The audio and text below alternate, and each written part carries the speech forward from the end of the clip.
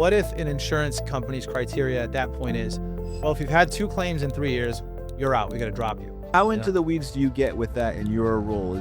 Not all claims are super exciting. Yeah. Sometimes it's very matter of fact. It's broken or it's not. We're going to fix it or we're not going to fix it. Do you get involved hands-on in those kind of Yeah, a really weird example. A lot of people don't realize if you have state minimum limits on your car insurance, $25,000 per person, $50,000 per accident, that's what the state requires. When you go into the marketplace to get insurance quotes, you're getting worse prices because you've already been labeled in the insurance company's eyes as a bad risk. What is the wildest or weirdest insurance claim you've ever seen? Wildest and weirdest. Well, yeah. Welcome to the Real Vision Show, where the game of real estate is all that we know. Step inside the booth, conversations that inspire. We talk keys, deeds, and that property empire. From first-time buyers to investors with a plan. Real talk, real lessons from the real estate race. Delighting out. What's up, everybody? We're here in the Real Vision podcast studio with my buddy Marcus Alves from Comparion Insurance, and we're going to get to your bio in a minute, but I'm going to kick it off with an interesting question. What is the wildest or weirdest insurance claim you've ever seen? Wildest and weirdest. It's kind of hard to answer that because, like, when an insurance claim happens, it's usually the worst time in someone's life, like their house burned down or they lost their favorite car, whatever. Probably like the weirdest one or confusing one that I can think of, besides last week, a husband and wife hitting each other in the driveway. Damn. Damaged each other's cars. Who was at fault for the accident? Whoever hit the other car. Did they have a good relationship? They better, because we're going to be split up. Yeah. I was just talking to them about that today, actually. No, a really weird one is probably these grandparents gifted their granddaughter a German Shepherd, but the granddaughter lived with the grandparents, and the dog bit somebody off site in a car where somebody reached their hand in. Yeah. So that was just like a tailspin of like, who's really going to be liable for this? Whose fault is it? And yeah, that's probably like a fairly complex one the last couple of years, but not all claims are super exciting. Yeah. Sometimes just very matter of fact. It's broken or it's not. We're going to fix it or we're not going to fix it. How into the weeds do you get with that in your role? I always think of the insurance agent in your shoes as more of like the salesperson that you, I mean, I think of you like similar to a fiduciary like we are as well, but where you're still kind of like the front end, and I imagine there's like these back end that are evaluating all that. But do you get involved hands-on in those kind of Yeah, stuff? so like in a perfect world, it's hard in either your position or my position to be omnipresent and be like available all the time, right? Okay. But when I think if anybody that started somewhere in business as a new person, you built yourself up on that availability and that access, right? So I always want my clients to call me if they do have a claim, short of, like I shouldn't be your first call. Like if it's an accident, call the police, or if you got flames shooting out of your house, call the fire department, or water everywhere, you need some remediation. So I kind of tell people I shouldn't be the first call, but ask me what to do at some point in the process to know if this is even worth making a claim or opening a claim, because claims, even if you don't end up getting paid, they can still be used against you, like trying to judge your profile. Right. Like think about it. If you never called your insurance company in 5 years, but your neighbors called them 3 times and had claims denied, there's something about their house that maybe, or the way they take care of it, that's a little different from you. Do you really want to be paying the same price as that person?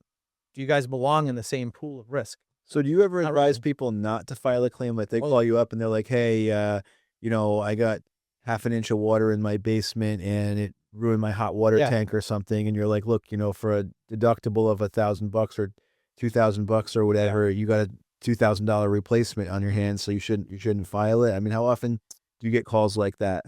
Well, I'm glad that I get calls like that, because if somebody does file a claim and it wasn't going to be worth it, which you don't always have a crystal ball about, but you hate to have buyer's remorse and shoot yourself in the foot and mess up your pricing for the next 5 years. Right. Because you opened a claim where it was $5,000 of damage. My deductible was $1,000. I netted $4,000. And now I paid 2 and 3 times the amount of premium I'm supposed to pay for the next 5 years. Is it like a rule of thumb you go by, like what the multiplier is supposed to be to really make it worth it to file a claim versus just paying? I mean, obviously for some people, if they're hand to mouth and they don't have $5,000, then it's a different conversation. But is there a rule of thumb for somebody who's a little more liquid than that? There is, but it's sort of like proportional, right? Because I can tell you stick to medium and large claims, right?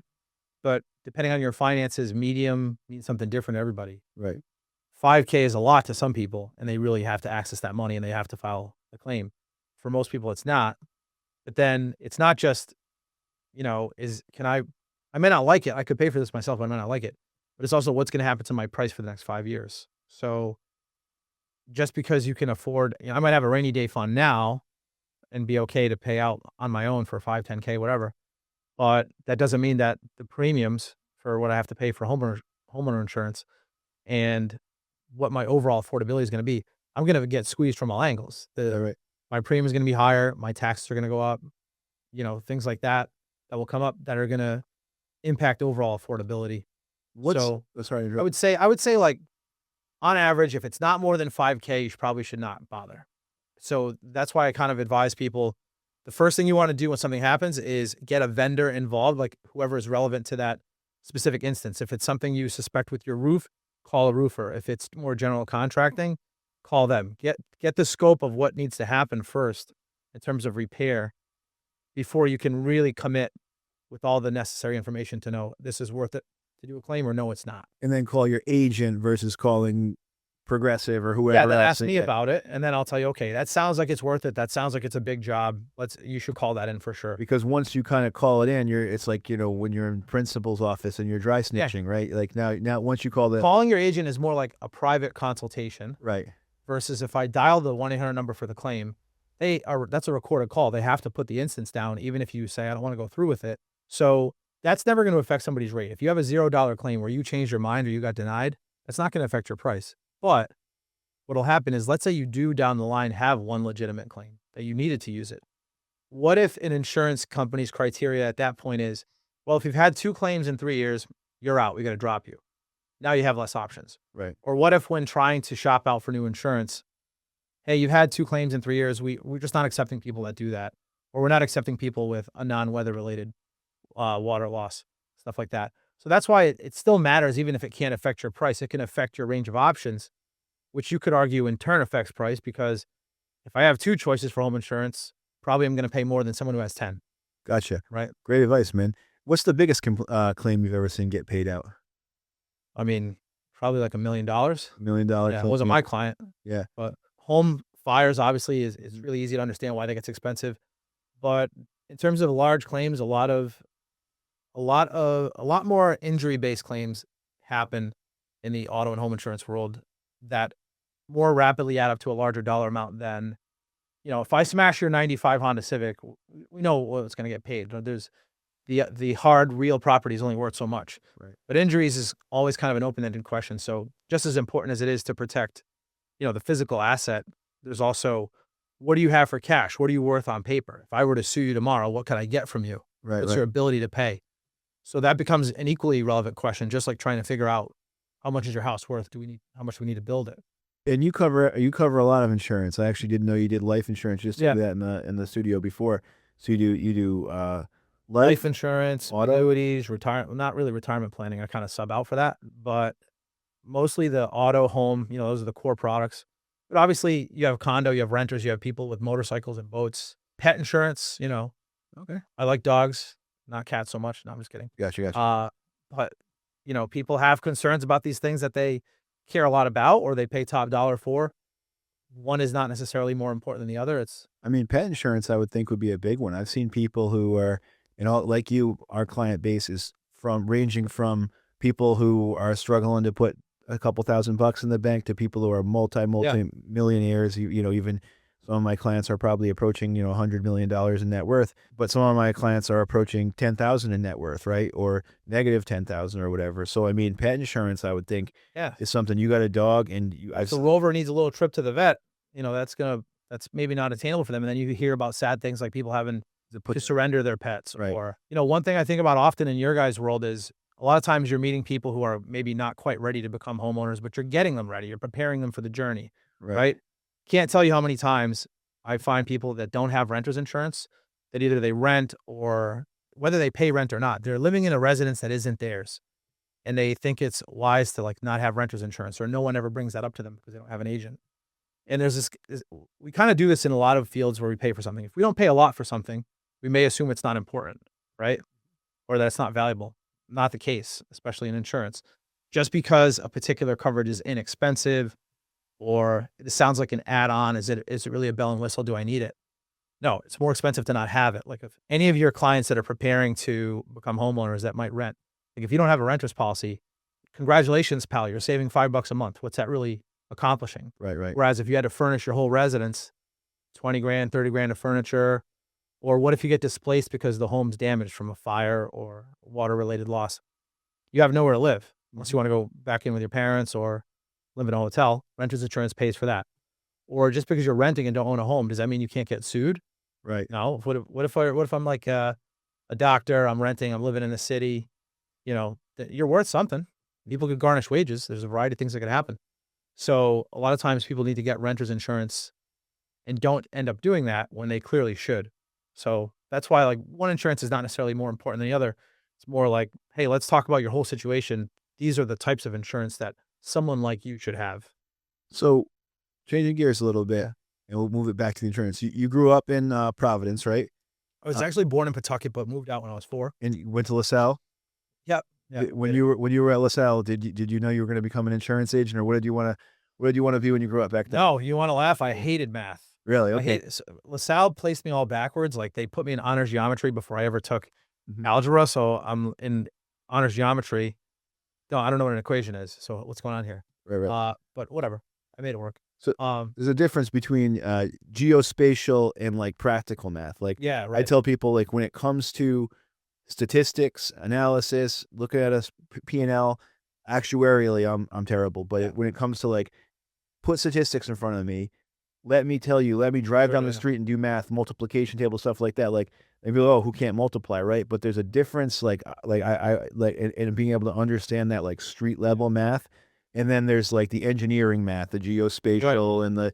Always hated math. Yeah. Never my favorite subject. Okay. Never exceptional, but do pretty good in insurance. But it's different fields. It's more insurance, even though it's boring and kind of dry, and like math and risk and all these kind of like not fun buzzwords. Most of trying to solve people's insurance problems is person to person based in kind of what they need or what makes you stay up at night and worry about your situation. Right. And most of what I'm doing is, yes, everybody wants to pay less money. That's true. But how do you know what you're supposed to have and what's really the point of that until someone actually articulates, this is actually what you're supposed to do for coverage. This is how you're supposed to set it up. And because of the different ways you can get insurance today, where it's a little bit too commoditized, people assume that because I can save 15% or less and buy it online and do this and all that, okay, well, you're missing a whole component. That's the human component that gives you advice. Do you want, I don't know, some online algorithm to give you the advice, or do you want it to come from someone who's a homeowner like you, or someone who, has experience in the field? Everything is not supposed to be DIY. Right. And I mean, do you find, I think that's probably, even in my shoes, right? Like I'm savvy to this, and I have some properties and everything, and doing investment properties and, doing flips and stuff like that. The first thing you go to is like, what's the price? And then you have to kind of like really, it does take an insurance agent. Like you yourself have like beat me over the head and been like, look at this, look at this, look at this. Yeah.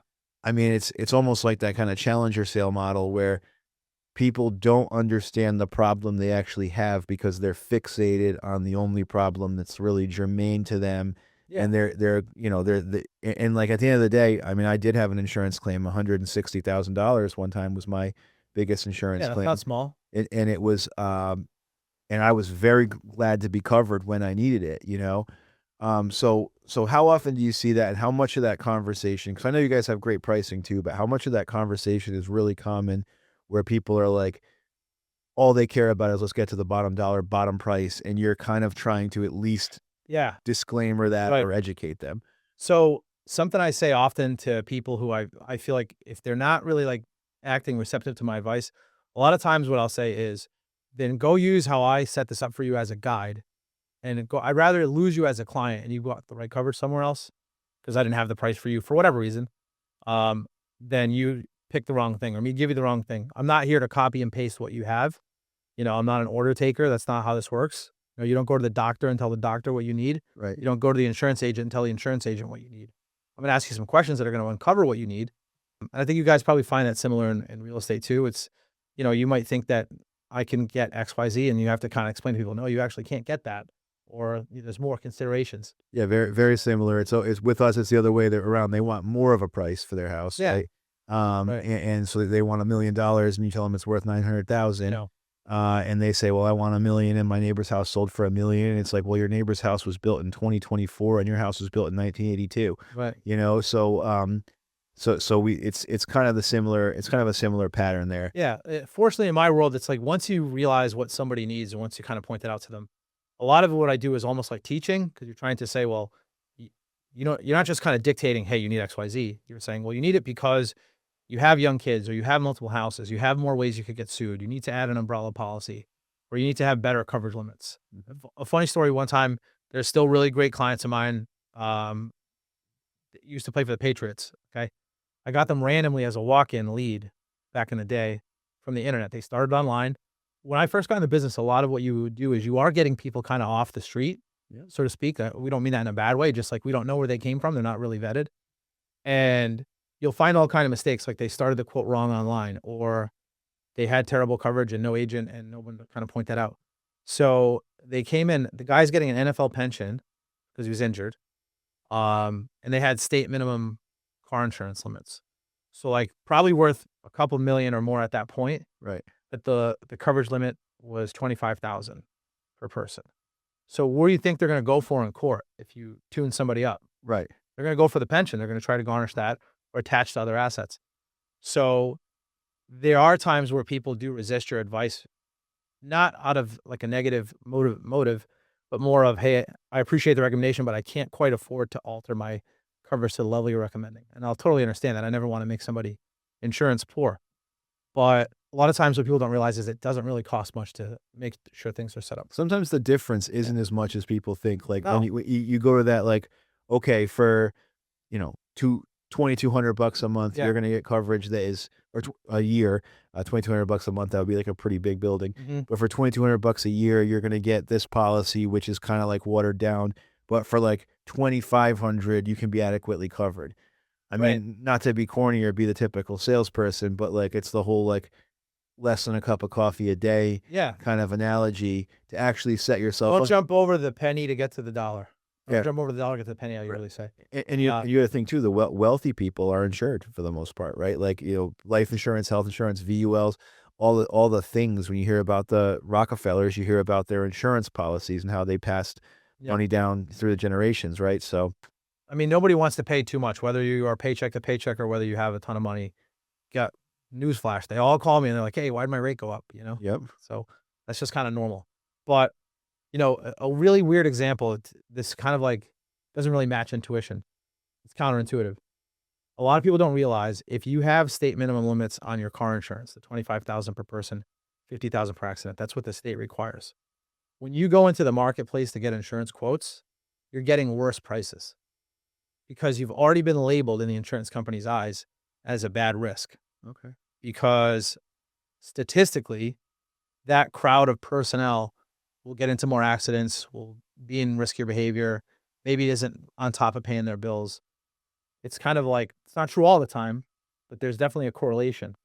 So when you're kind of explaining that to people, this is a good tip for anybody that's like getting ready to buy a house, because you're sort of grooming and priming yourself in the same way that a loan officer is going to tell you, pay off this bill or build up your cash reserves. You got to know which one to do. If you upgrade your car insurance liability limits, it's going to help you get better rates in the future on auto and home. Sounds weird, but very interesting. That's a good tip. I mean, that's you think to yourself, why would the insurance company want to have to pay more if I get into an accident and hurt somebody? That doesn't make sense. But actually, it's because in terms of risk prediction, that's what it's signaling. It's saying, okay, the person who has actually a responsible amount of insurance is a responsible person who's going to have less claims. So we're going to pay less in the long run for that party than we are for someone with minimal coverage. That tip alone is worth the price of admission today for you folks out there, right? Should be. Comparion. Let's talk about your company, your provider. Why Comparion? Why do you choose Comparion? And then maybe if you want to dovetail it into why Comparion chose to partner with us here at Real Vision Properties in the Rise Group New England. Yeah, for sure. I mean, I think it's me and you have kind of known each other through business for a while. And when you guys made the move out here, we wanted to kind of check it out and be part of that. We're neighbors, kind of local, both in Cranston. Comparion Insurance in general is part of Liberty Mutual. It's part of Liberty Mutual Group. So Liberty Mutual has a bunch of different business ventures within the parent company. But I actually started with Liberty Mutual and never left. It was a rebrand that they did with local offices. Why do they do it? There's probably a lot of factors in there that they would speak to. When we first got involved, when I first got with Liberty in 2012, it was you got one company's brands to sell, just Liberty, no matter what you're trying to sell, home, auto, bike, et cetera. You got one option. And if you hit on those options when you're quoting somebody, that's great. And if you don't, you don't. You're not supposed to win everybody, right? But in the background, they've always had partnerships with like Progressive or various other carriers. So eventually what they did was they said, okay, we've been around for so long. Some of these companies that are like auto only, like a Geico and Progressive, et cetera, they were using Liberty for home product offerings, which kind of makes sense when you think about it. It's, do you want to go reinvent something yourself, or do you want to tap into somebody who's already like Silicon Valley? It's a collaborative approach. Yeah. So with all those partnerships kind of in the background going on for so long, and I think probably some pressures from COVID, and probably the company was thinking about it for a while, Liberty said, okay, we're going to sell our products through the call center and online. That's our distribution channel now. And we're going to change all the local offices. So everybody that knew me as Liberty Mutual, we're going to change all the local offices into Comparion Insurance. Haha, get it? Like Comparion Insurance? Yeah, right. I didn't think of it. Don't blame me, guys. But I'm not in love with the logo either. Google doesn't like to type it, or like ChatGPT, they turn it to comparisons. Yeah. People typo that all the time. Yeah. And then our acronym is CIA. We're not going to win that battle. Right? So we can't do that. Yeah. So trust me, I wish I had a shorter email handle. But the reason for that was to provide options, but also you are one of the most predictable revenue models is, if you think about it, instead of Liberty Mutual writing the policy and like they're responsible for all the risk and all the money and stuff like that, and obviously keeping what's profit, you're just making a cut from what's sold, and all you worry about is the revenue. How often should people be checking in with their insurance agent? And if their insurance agent hasn't told them some of this, how often should they be checking in with you about possibly upgrading and switching some of their policies, possibly saving money and or getting the right coverage? I mean, it really takes no effort on a customer's part besides answer some questions about how old is your roof and give me some basic info to initially come over, right? And then once you're already within that ecosystem, when you're already within the agency, we already have everything. I already know your address, your birthdays, your names, your kids, your cars. So shopping around is a matter of authorization. Right. A lot of people who haven't shopped out for a while, they kind of, even other agencies, they kind of like poo-poo the agency and they're like, oh, they've been holding out on me. They could have shopped me out all this time. It's actually false, because we have to have your permission to do the quotes, because you're accessing people's consumer reporting info, and then you're putting that out to a dozen or so insurers. Does it affect their credit rating to do No, that? not at all. Some people ask that and think that, but it's not. It's like a soft inquiry. People will think nothing of going to T-Mobile or AT&T to soft hit for a new cell phone. Right. So, it's the same thing for insurance. It has nothing to do with, it's related. There's a relationship between credit and what rates you can get depending on the state. But no, I would quote it every year. If you think your price is high and it's not comfortable, quote it every year. So just like going to an annual checkup with your doctor, Yes, you go to an annual exactly that. checkup with your insurance policy. Correct. Is it always worth it? I mean, if you're not staying on top of your house and it needs some updates, potentially whatever new home insurer I give you is going to go inspect the house. Right. So if if your house needs a little TLC, that's part of the consideration. And I bring that up to you. I was like, hey, we can go to these two companies over here, but pricing, the inspection might be a little tough on you. So do you think we should wait and just deal with this another year? So we got so much advice today that I'm going to promise you we're going to come back for session 2, because anybody who thought the insurance masterclass was going to be boring or not informative, if they watched the end of this, I'm sure you guys learned a shit ton about insurance on this call, right? I hope so. I want to thank you for coming in today to the Real Vision Podcast Studios. Yeah, thanks for having me. Where else are you going to find a place right in Cranston with a podcast studio, high rated commission, low cap, revenue share, profit share? That's what we offer. We're thrilled to be in business with Marcus Alves and Comparion Insurance. And thank you for coming into the studio today, brother. Appreciate Thanks, you. man. You're welcome.